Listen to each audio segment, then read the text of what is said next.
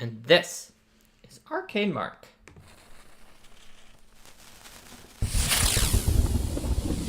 Hello, everyone. Hi, everybody. Welcome to Arcade Mark. Today we are talking about preparing when you don't have much time. Basically, these are going to be tips for quick and easy prep from 0 minutes of time up through however much time you actually have. And I want to start with the very first thing before we get to whatever you were going to say, which is this the night that is your game night?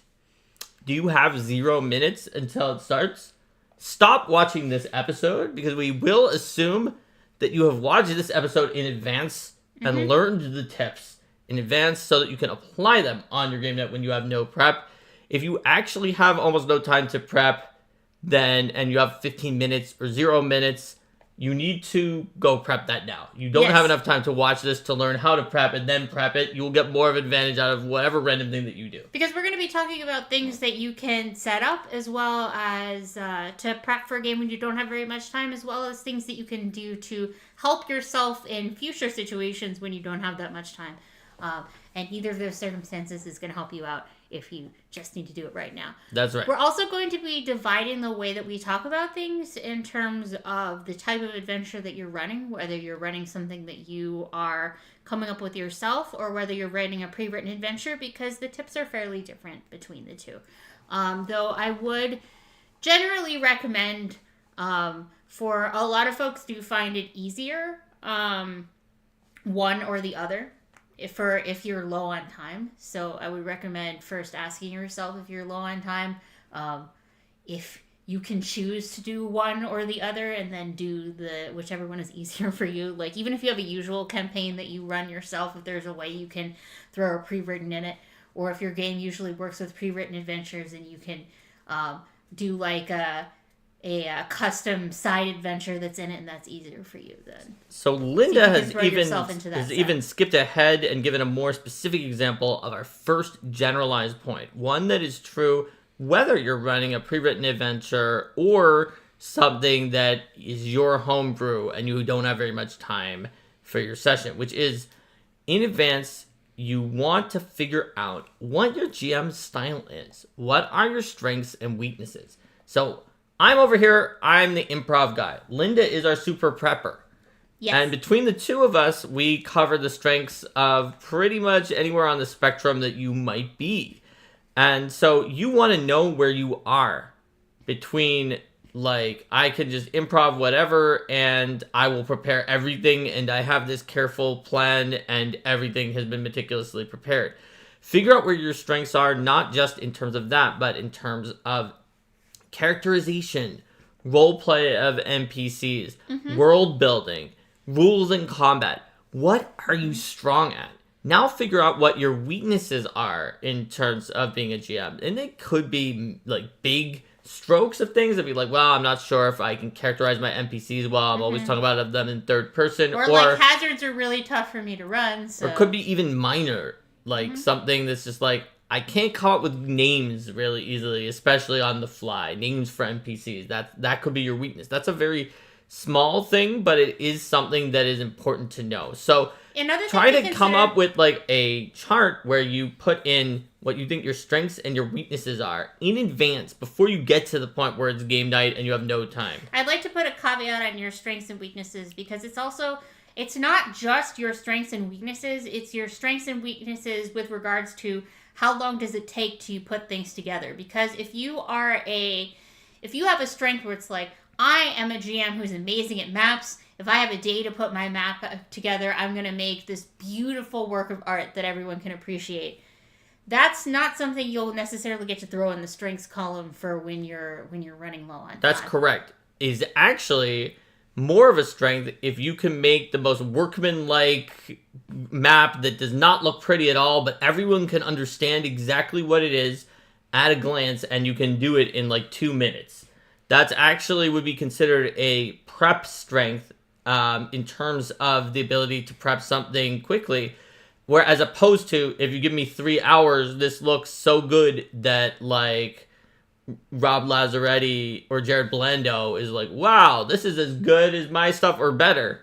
That is actually not a strength in terms of this particular context. So Linda's right about that. And by the same token, if you're someone who's like, yeah, I'm excellent at making complex and nuanced and detailed social encounter structures, but my combats tend to feel a little more just like I grab some things out of the book and I throw them at the PCs and it works. Like, you might say, oh, I consider myself to be a stronger GM for social encounters, but in the you don't have very much time to prep category, if your encounters tend to be fairly straightforward, things that you can easily put together out of the book, that's going to be stronger for when you don't have too much time. That's right.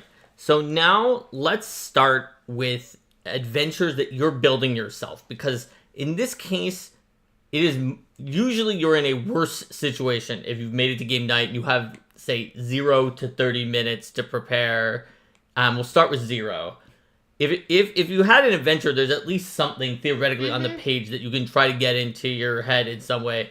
If you're making it yourself, and especially if you didn't list improvisation of plot points as one of your strengths, which is not a strength for a lot of GMs, you're going to have it a little rougher, but these tips will be able to steer you through and make sure, even if you had 0 minutes of prep, that you probably will be able to make it through a successful session. You might even have a situation where the players don't even notice that you didn't have any prep and they have a heck of a good time. So here's where we start, because we're going to start with the strengths and then move to the weaknesses if we have time.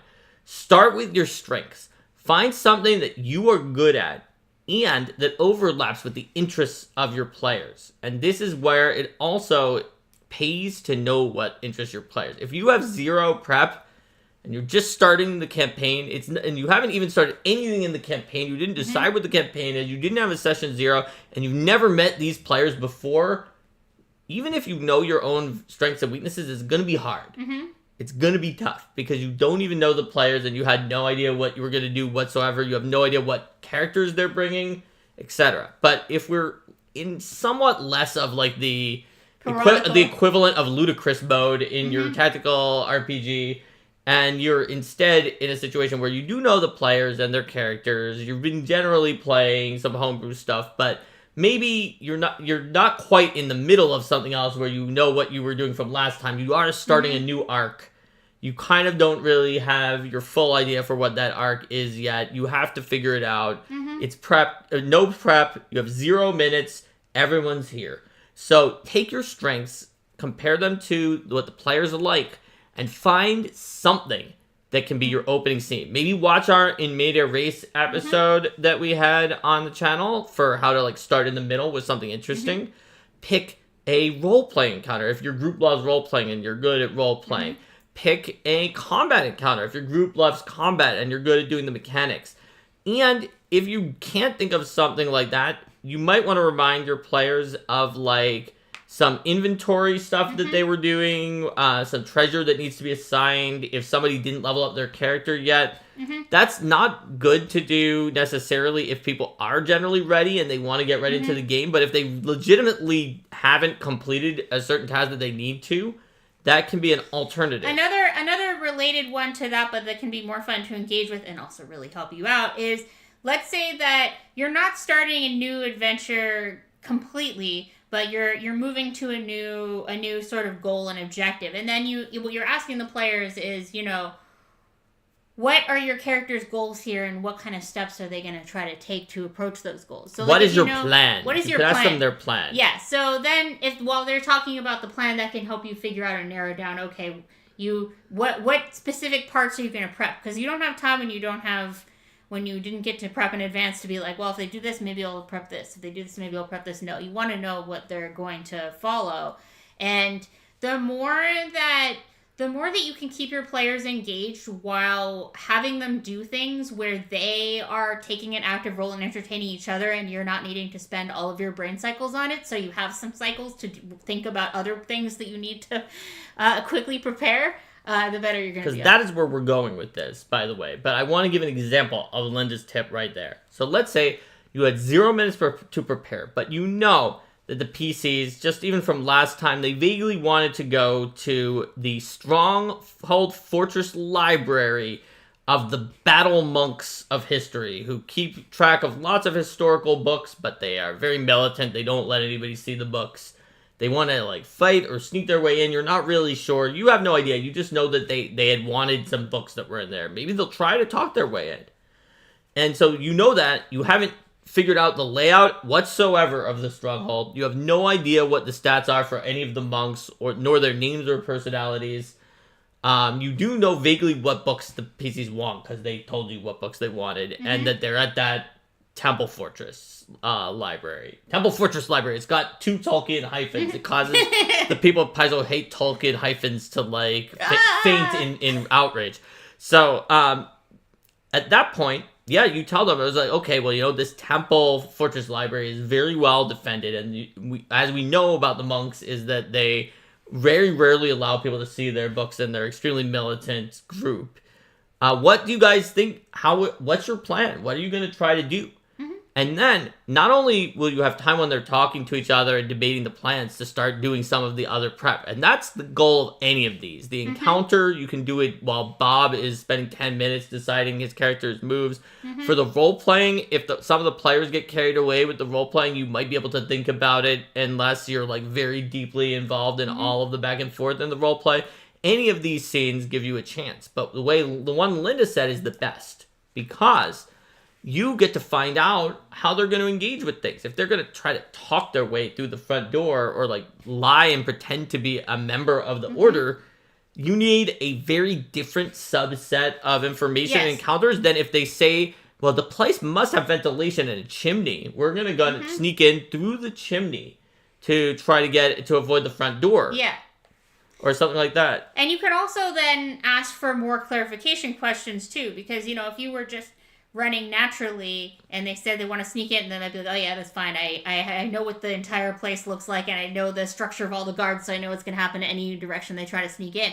But you might then ask, okay, what direction do you want to sneak in from? And then they might ask, what are the entrances? Now you're like, okay, I have to decide a few different entrances to give them some choices. And then you say that, there's a front door, there's a back door, and there's a chimney, and also there's a moat. It's possible that there may be some entrance under the water, but it's not apparent from the surface. And then, if you have them, then you can have them decide more how they're going to do things, and that can also get them thinking more about like, oh, well, I kind of like the chimney. Well, I don't know about the chimney because I'm wearing full plate. I don't know if the full plate's going to fit down the chimney. How are we going to climb up there anyway? Ezrin's really not good at climbing. Well, Ezrin just got a fly spell, remember? So Ezrin can go up there, and then they get in like this discussion. Because the more details you can get them talking about, the more they'll like figure things out and help you narrow things down. And it lets you figure out what to determine. So here in this episode, we've had 0 minutes to prepare for the library, monk, temple, fortress, library, but if the PCs are saying they want to go in through the chimney, instead of figuring out like the life story and personality of the gate guards that they may have to schmooze past for the pretending to be a monk plan, we might know about that try to figure out, hey, maybe they have an order of chimney sweeps or some kind of creature that they employ. Like maybe there's like pseudo dragons or something that like clean out the chimneys that live on the roof that you're gonna have to sneak past. And in the fireplace, maybe that's where an Ember Hound from Battles of Bestiary kind of rests. And you just kind of think of monsters just like off the fly that like vaguely seem like they would be connected to that chimney and the roof that I maybe didn't care about for other techniques. And then from there, you can go like, you wouldn't want the chimney to be in the room with the books where the fire could burn them, right? So it's got to be like... Is it like in a boiler room of some kind? Is it related to like how the monks do their laundry? And so then they might wind up talking to the cook or like the laundry person if they then try to sneak once they get in the chimney and like clean off the soot. Or they might have to fight the cook, and then you have this idea for a librarian cook monk stat block that you can try to whip that up on the fly using a combination of whatever you have at hand. So, possibly our upcoming reskinning episode to reskin something else. So we're going to talk about reskinning in our entire next episode, so I don't want to get into that. Yeah, we're not going to talk about it that much here. I do want to just broadly say that the principle there would be to find stat blocks that already exist and then look for ways to alter them to fit your needs. Take the numbers, then add like one ability that makes them a cook monk. Like maybe they're attacking you with a ladle and they can like ladle out some of the magical stew to give themselves like certain potion or alchemical boost. Or maybe they can splash it on you and it's boiling. So splash a pot of liquid onto you as an attack, as an AoE. Yeah. Just some kind of thing like that, and maybe it's spicy and it might blind you on a critical hit. And each time that you introduce an NPC, Rohit puts an excellent point up here too, where you the NPCs in an area might not all be working together. So I would say that when you're improvising, for me at least, it's very helpful to take notes as I improvise. So I can write you down, it's like, cook, doesn't like the monk leadership. And then later on I can be like, oh, okay, I know that I have that as a reference point that I made things. Because when you're building something, you're kind of putting on a bunch of puzzle pieces, and you just want to make sure that they all fit together in the end.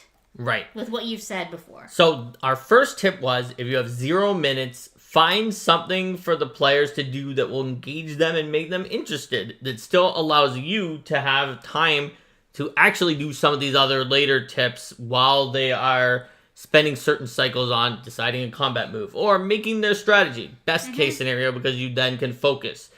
All right, so now we have reached a point where we have some time, either because we started and we actually did have 15 to 30 minutes before the session, or because we created that time by using our first tip about taking our strengths. What do we do next?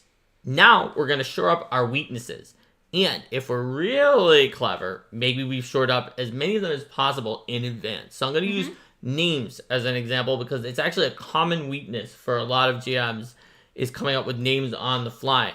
So you can actually have a list of generic names that you've generated well in advance that are just like 50 generic names. Now, that might not help you, because maybe you need names of angels, and they're all angels, and these names of like Bilbo Baggins that you put down there is not going to be like an angel name, or like Harry Harefoot that you put for a second, like half of his name is like probably not the angel's name.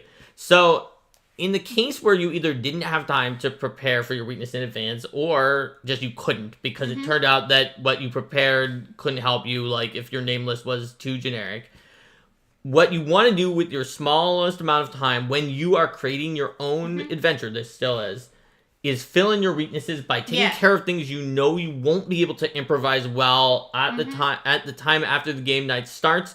Have those in advance. That will lower your stress and anxiety as well. And the more you can cultivate those resources, because some of them will be like, that's a list that I made, but other things might be, okay, I have a few links to cool random name generators that let me say I want to do this type of name, and I can just throw things in there and generate it. Or I have a folder where I have a bunch of maps that I can, or like I have a bunch of maps on my shelf that I can pull out. So if you have those things, or like, I have random generators for encounters by level, or I have a book that has some random generation of plot hooks or things like that. So whatever In fact, random generations of plot hook is kind of your only recourse if you're actually in the nightmare scenario we mentioned before, where you're making the adventure, you have 0 minutes, people have just started arriving, you have nothing prepared, you have no ideas for what the adventure will be, and you don't know anything.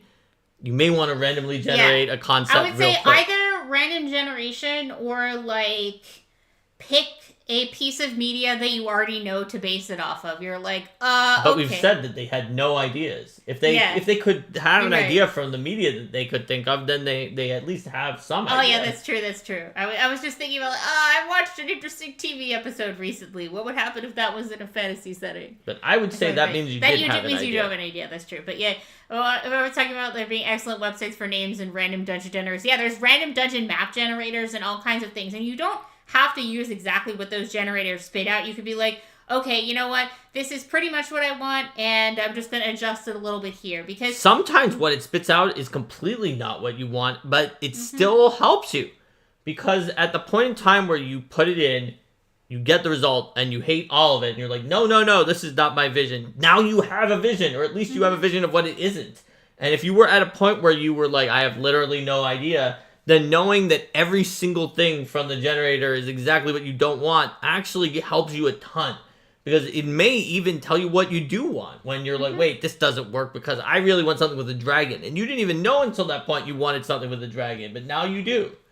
There is a cool question here. What do you think about using ChatGPT for help? I think that it depends upon, is there a sort of correct answer that you're moving toward? Because if you're using ChatGPT to like help try to come up with ideas for yourself for an adventure that you're making, and then you'll read through it and be like, oh yeah, I like those parts, I don't like those parts. I think it can probably help you. Because ChatGPT has trained legally or maybe a little bit unethically on large numbers of random generators that were found online, and it probably has those in there and can generate that kind of stuff for you. Yeah. And you, since you're already deciding whether you want to use it or not, and you're not figuring out if it's correct or accurate in any way, these are one of I would say the type of cases where those kind of generative AIs can give you ideas. Yeah, absolutely. Especially because this is not, we're assuming here that you're doing quick and easy GM prep. You're not like, yes, I'm going to use ChatGPT to write my published adventure. Oh, yeah. Like, no, obviously this is not a published adventure. That's not what the episode is. The name of this episode is No Time Till Game Night. Yes, use these tips for quick and easy GM But prep. one thing, this is specifically on the domain of when you're generating your own stuff. I would not recommend it for like trying to summarize other content if you're trying to fit in with like a larger pre-published adventure. Yeah, it would actually be a very bad idea to use it in our next segment about the pre-published adventure, because it's likely to give you a lot of stuff that's right and filled in with a few things it invented that are completely wrong, that if you use them as assumptions about how the adventure will go, will make you portray everything completely incorrectly. So I wouldn't use it for that, but when you're just coming up with it yourself, there's no way to be wrong. And so this is a time when it's safe to use it. And Coach was talking about getting the deck of story engine cards at Free RPG Day. Yeah, absolutely. Those kinds of projects. Also, I saw above that Kojo was talking about he's going to be GMing for the first time in decades soon. So best of luck to you there. Let us know how your game goes. That's awesome. So those are some of the most basic tips for 0 to about 30 minutes of time for prep. On making your own content. The more time you have, the more things you can try to create. And obviously, if your weakness is something that also takes you a ton of time to do, you're not going to be able to fit it in a short amount of time. Let's say me. My weakness is drawing maps. I can come up with an idea for a map as long as I never have to draw it with my hands or an online tool, because I'm bad at that and it takes me hours, especially with my hands. And so, therefore, I would not be able to draw maps even if you gave me 15 to 30 minutes. There would be basically nothing that was done from that. And so you're going to have to skip those and just kind of give up on those at that point. So use theater of the mind instead. Speaking of theater of the mind, before we move on to the published adventures, you're going to have to ask yourself about theater of the mind, like in-person battle map, or VTT. If you are playing Theater of the Mind, you are in good shape out of all of these. But your group might not be able to play Theater of the Mind, and that could be an issue. In person, with battle maps and things like that, you might be able to get away with this more easily, especially if you have a good collection of battle maps or can draw well on the fly.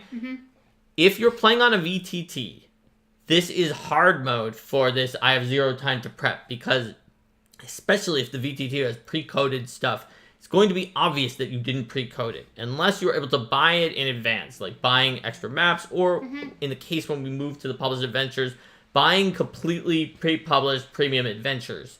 So it's kind of like the strength and weakness of VTTs is maybe you can buy it and it's already there for you, but if you don't buy it, it will take quite a while, and the answer is you kind of can't do 0 to 15 minute preps for VTT without having some stuff that you pre-bought. I would say for maps too, one thing that I've sometimes done is just literally Googling, cavern map D&D or something like that, and then just like looking through them and grabbing one and being like, yep, that's fine. Yep. That's why you buy the maps if you want to be able to do this for VTT. It's another example of watch this video before your night where you have 0 minutes. You'll have needed to buy them in advance. Yeah, and Rowan's talking about libraries of maps that you can get. Absolutely. Having those kinds of things. And Ryan talked about that as well. Yeah. This example of me Googling cavern map was just I was in the middle of a session and I realized I forgot to figure out what I was doing for a map. And so I just you got a cavern map. I was like, all right, this. So let's talk about published adventures. In some ways, the reason we're talking about this second is you're in better shape already for having 0 minutes for this, because hypothetically, the worst case scenario situation, you could still like randomly start reading the first box text and hope that things go well. Like, there is material that is written there.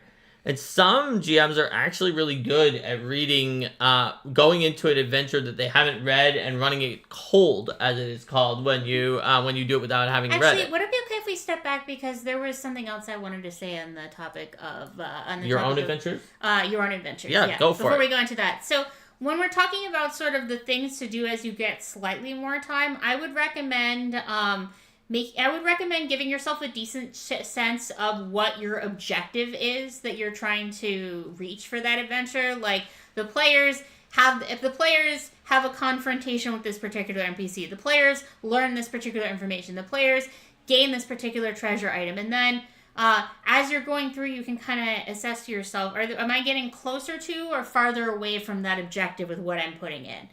And you may not need to do that if you are going for, like, what is the most proximal thing. Mm-hmm. I don't know if the PCs are actually going to follow exactly this path. When you're reading your own adventures, often the PCs, depending, maybe it's still really railroady, but the PCs might be able to go off in a lot of directions, and you don't want to go always even if you have an hour of time to prep, you may not want to do 6 steps ahead, because of the fact that by the time it splays out 6 steps, it may be far from where you thought it was. But you still might be like, okay, I've decided that ultimately ultimately they want the books. Ultimately, they want the books. So, from the library. Yeah, exactly. They want the books from the library. It doesn't say how they get it, or like ultimately the reason why there are disruptions in this area is that they're underground necromancers or whatever. So like, then what you're going toward is not them taking a particular solution to it, but them realizing that the problem is necromancers and then deciding how they want to address it.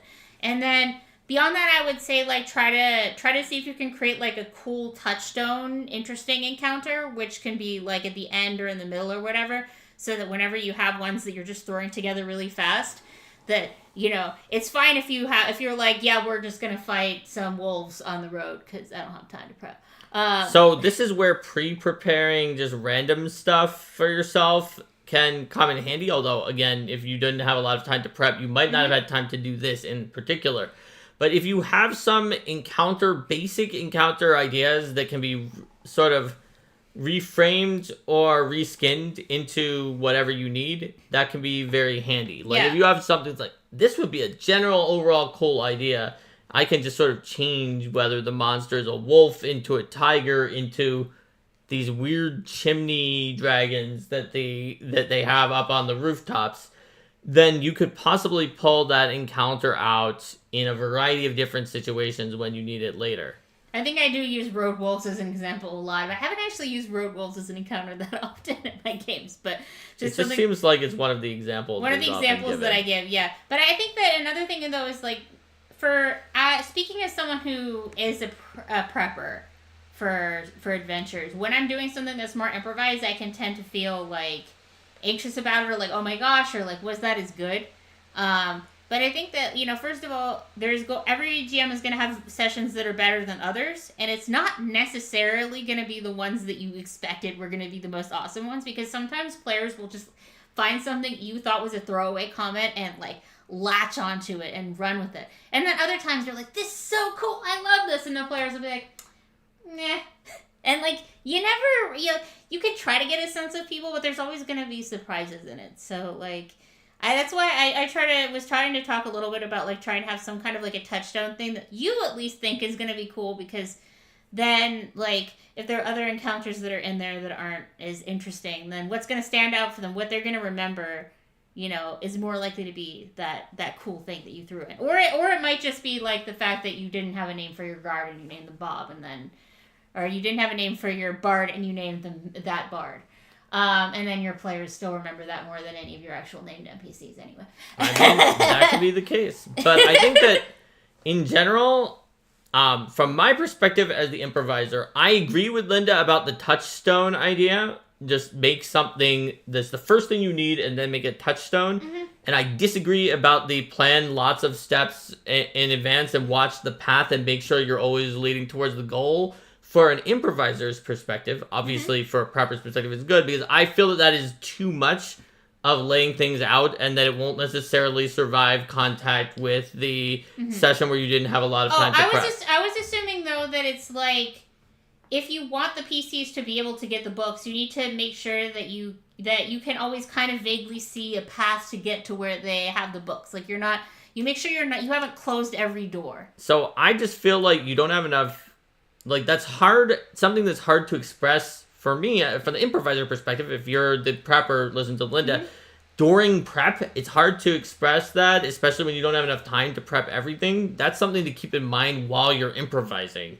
For me, you prep the first thing, you prep that end thing, which is getting the books. The first thing, going through the chimneys, if that's what they decide. The one touchstone thing that's really cool, which is this one particular encounter you came up with that you think is the coolest. And then nothing else if you don't have a lot of time.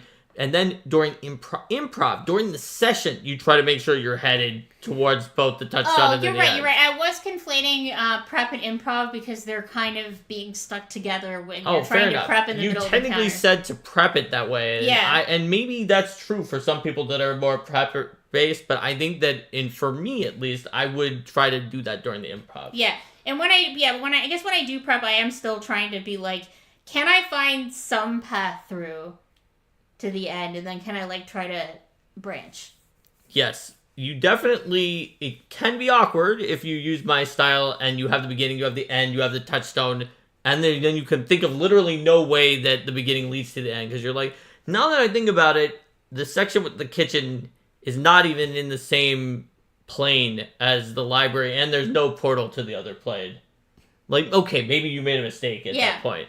And once you've gone into up to the kitchen, a magical curse comes on you that you can never enter the library again because they hate the cook and they wanted to keep the cook from destroying the books. Yeah. It's like, okay, maybe that was not maybe you should have had some way for the players to figure that out, and now there's no path to get to the books from here. But other than that, I think that that's something that you need to figure out during improv unless you have time to prepare all of it. Yeah.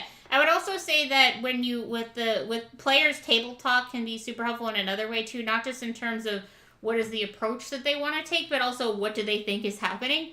Because if you're thinking like, oh gosh, I haven't actually figured out what the reason for this thing is. I just decided that the bell always tolls at 3 a.m. and I haven't decided why. I just said that as a throwaway line, and then a player's like, well, maybe it tolls at 3 a.m. because there's a ghost in the belfry. And then you're thinking, oh, ghost in the belfry, that's an answer. Is that consistent with what I've shown them so far? Yes, okay.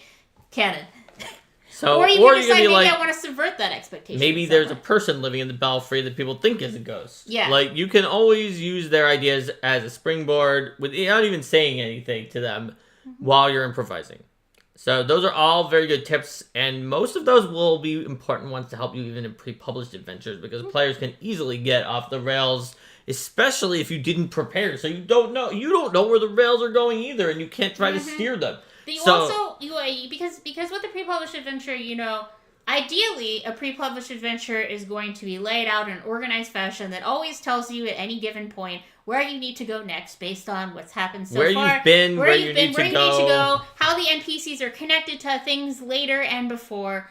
But you do need to be ready for the fact that in realistically, there probably never are. There probably going to be cases where that's not the case, and you are going to need to adapt. There almost never are actually written in that ideal way where every moment you'll be able to figure it out. So, with that in mind, let's move on fully to, you've got this pre-prepared adventure. You're in a better shape now than if you didn't have one at all, given that you have zero time to maybe 30 minutes for this. You're watching this episode. Here's what you need to do. So, if you have literally no time, then I want you to find the first or the next, if you've already done some of this adventure, point in the adventure where the players and their characters can do something. Maybe it is a discussion with an NPC where some box text gives them the quest. Maybe it's a first combat encounter that draws people in and they're ambushed by a thieves guild. Maybe it's some kind of thing where they roll skills to try to figure out what's going on. Whatever that is, flip to it really quick. The players are walking in right now. You have no extra time. And then just start running it. And then try to build up some cycles of time for yourself during lulls, just like you were doing for the things that you wrote before, except in this case, at the very least, there's this thing that you're running. During those lulls, the first thing you need to do is completely read the thing that you're running that you may not have even literally had time to read because you had 0 minutes before the session started. The minute you're done that and you're confident that you can at least run this thing that you currently are running, I want you to go back and read the introduction to the adventure so you know what the adventure is and what it is about. Now, I also want to point out that assuming that you aren't doing something that needs to be run specifically in order, Kojo said exactly what I was going to be saying here too, is that let's say that you open up your adventure and the first thing is like a complicated information gathering question and answer thing, and you're just like, I don't even know what's going on. And involves the heavy lore of the storyline. Skip to the first combat or the first like thing that's simple and straightforward, and then you can flashback. Do something actiony. Do something that's easy to run. Combat is usually a good choice for this one compared to role playing. Because you don't have to know even if your strength is role playing, because unlike in the other one, there are ways that you could role play things wrong. Like if I don't know, like the Duke is sending you out on a quest. And then you didn't read that the Duke is actually an evil diabolist, and you have the Duke like give you anti-devil, or like summoning angels in your thing, or just being this really friendly dude. Maybe evil diabolist can pretend that way, but like you could portray the Duke completely wrong because you didn't even read the introduction. So it's safest to just do a combat, and if you see that there aren't any because it's like, oh gosh, this entire thing is super heavy roleplay, it goes right into an influence system as the first thing. You could just make up a combat that is like, okay, so it's going to start, you're at this party and you're trying to convince the senators about this thing. Before you guys got there, the way you met is on the way there, you were ambushed by... Kojo said it should be road wolves. It's road wolves. It could be road wolves. Or bandits. But I was going to say political rivals. Maybe bandits that were hired by the political rivals, and you find out that some shadowy figures actually bankrolled the bandits to attack you. Later on, once you've actually read the adventure and you know that that's the case, but you started with bandits because you're like, I at least saw the cover of this, and it's in a city, and so I'm going to have criminals do it because whoever were the bad guys, they probably could have hired the criminals. And then maybe the criminals have, like, you know, all of the criminals have a tattoo of a black rose or whatever, and it's like, oh, what does that mean? I don't know. I don't know. I made it up so that I can, because there was no combat encounters I could immediately race to. And then later on, you're like, oh, now that's to the villain. I'm gonna throw in a letter that has black rose petals in it or something. Or just be like, I have hired the Black Rose mercenary band to waylay those fools. I have decided that I'm going to tell all of my villainous plans in this letter that I have sent addressed to you and conveniently not burned. I've hired the bandit group known as the Road Wolves to ambush them. The Road Wolves have a great reputation in that they have 0 wins and 0 losses against adventurers. That's undefeated. Yes. So whatever the case may be, you know what? Come up with something. Use that to at least read the introduction of the adventure. If it's written well, the introduction of the adventure should tell you what you need to know to understand what the heck you're doing at this point in time. And if you have a little more time, also please read the summary of the adventure. Yes. Because then you know roughly, vaguely where you're going, and that should tell you, like, who is the biggest villain so you don't make them, like, super helping the PCs. And you'll want to do that as well if you have, like, 15 to 30 minutes and not 0 before the session. The next thing to do is try to, like, go quickly through the beginnings and ends of every chapter to see where the chapters of the adventure, if it is long enough to have chapters, end and begin, so you can get a vague sense for those things I was talking about in the other sections, the beginning and endings of certain points. That tend to be the choke points. You go from, like, narrow to wide to narrow in a lot of stories, and you want the narrow ones. This includes the entire campaign ending. Like, look at the very end. Like, where does it end? Oh my gosh, like, the world blew up? Well, that's a good thing to know. Or, like, if this one country falls into anarchy, maybe that's important to know that that's like the end of the adventure. So you can maybe start seeding points of it. Especially if the players were really, really tied into the government of that country or something like that. And as you're pulling things in, if you haven't had a chance to fully read everything, beware words that box you in. First, last, best, worst, most, only.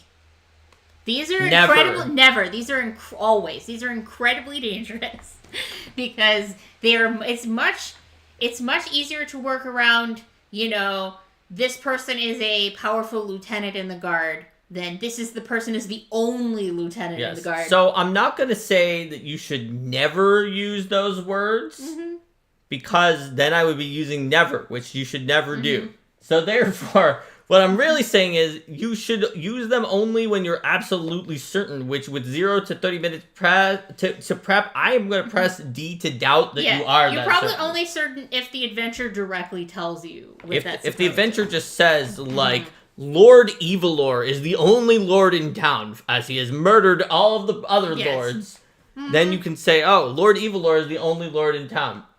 He secretly murdered the other lords, but I'm not going to say that. After a spate of murders that some surprisingly killed everyone except for Lord Evilor for some reason, Lord Evilor is the only lord remaining in town. Also, Lord Evilor suddenly has a large amount of money, and all the money from everyone else went missing. Clearly, these are two unrelated. And then all that money went away, and a bunch of assassins got a lot of money. Well, last time Lord Evilor was actually a good guy, so this time he's back to being a villain. You never know. Actually, in this case, it may be that the assassins were going to kill all the lords because it was the peasants who were the bad guys, but Lord Evilor bribed the assassins not to kill him. There we go.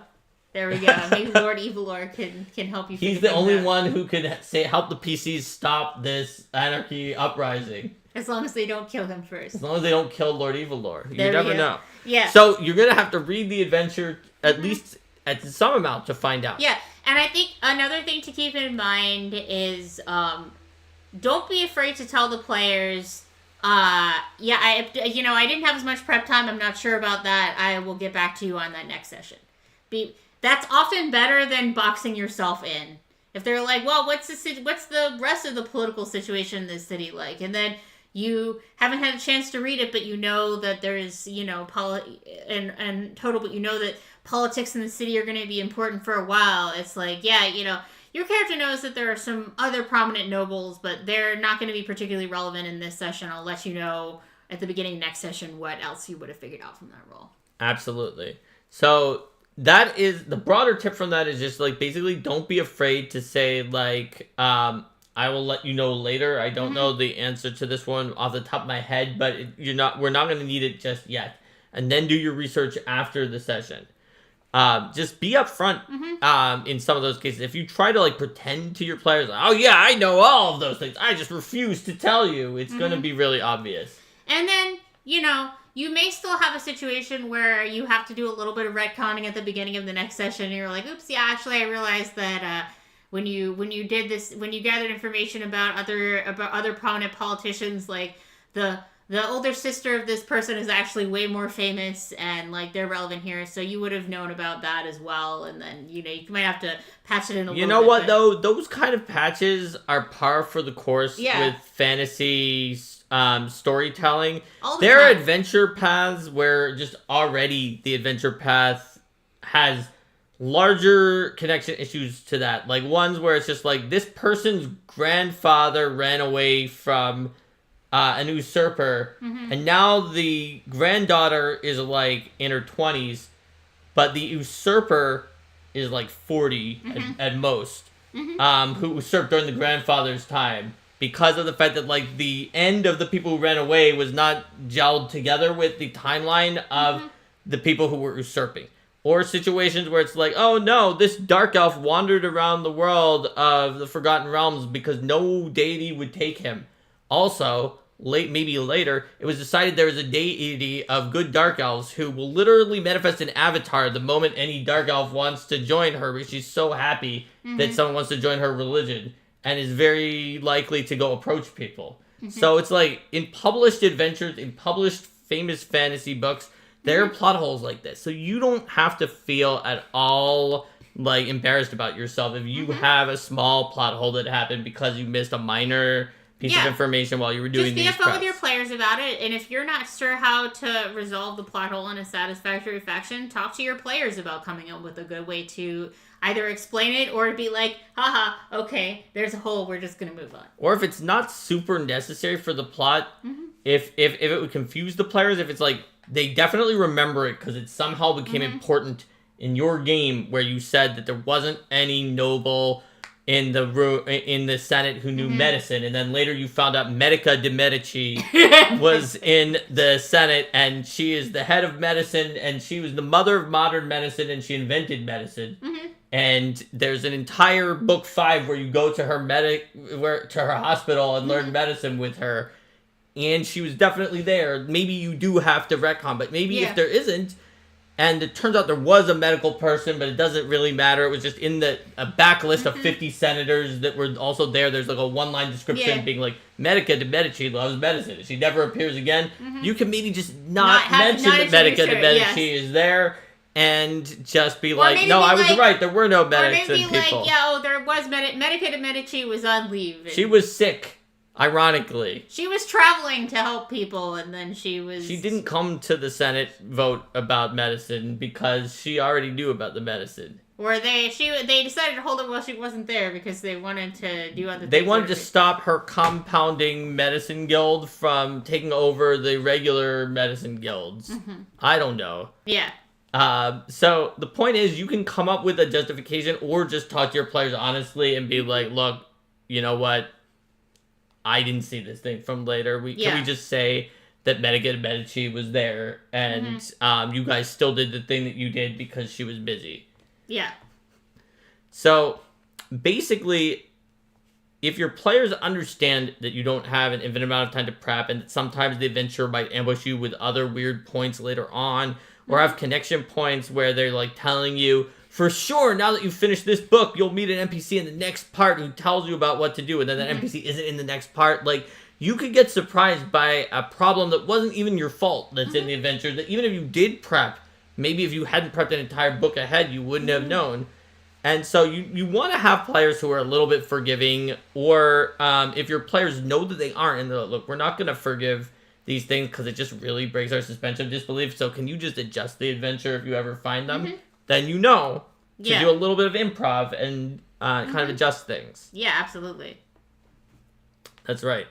So we've taught you now how to use 0 to 30 minutes to prepare for your own adventures and for a pre-published adventure. Are there any other like secret places to look after you check the beginnings and ends and chapters and those kind of things? As like someone who's done a million things with pre-published adventures, skim the headers.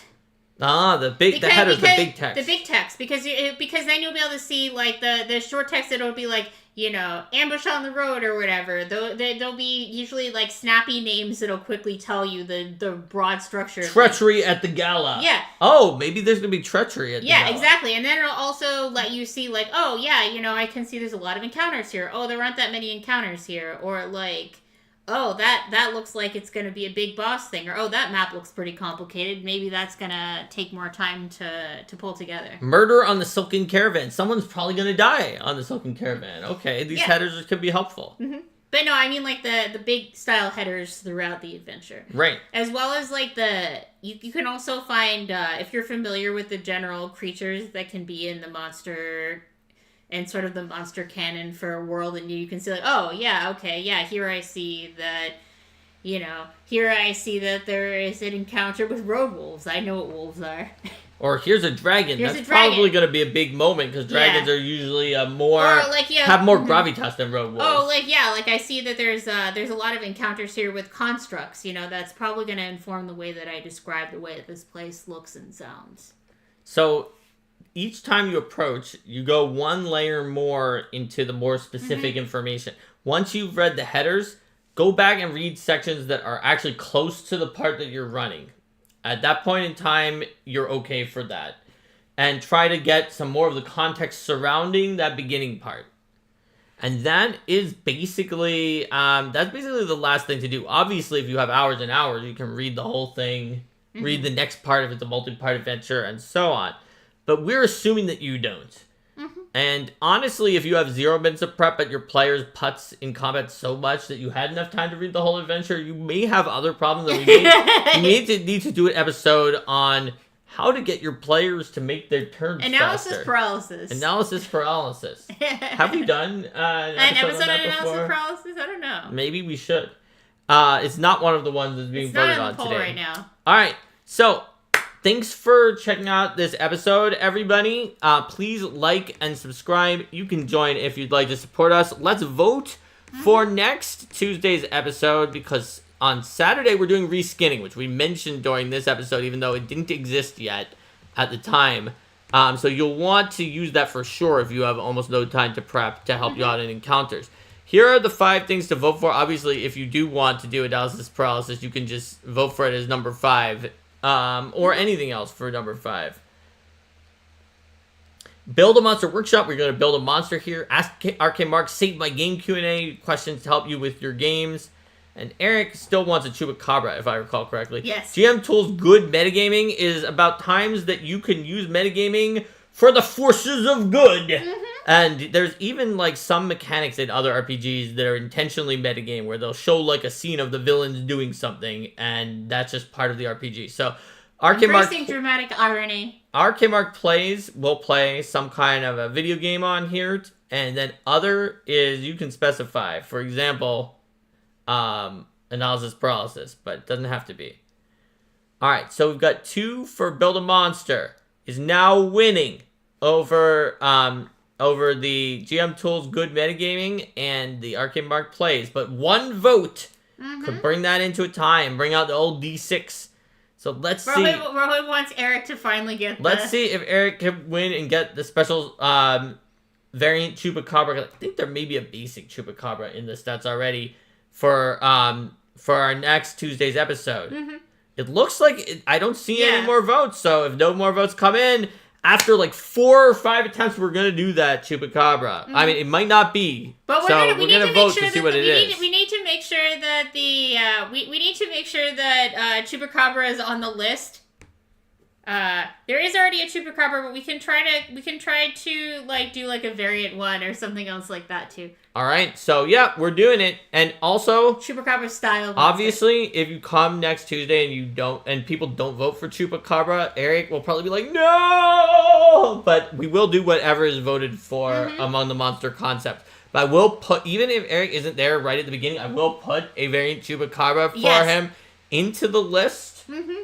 Automatically onto the vote list. I think that's been made very clear up until this point. Yes. So, everyone, if you are in the United States of America, have a good Thanksgiving, and we will see you on Saturday for reskinning, or Tuesday for Build a Monster Workshop, or really whenever the next time you want to come and hang out with Arcade Mark. Take care, and bye!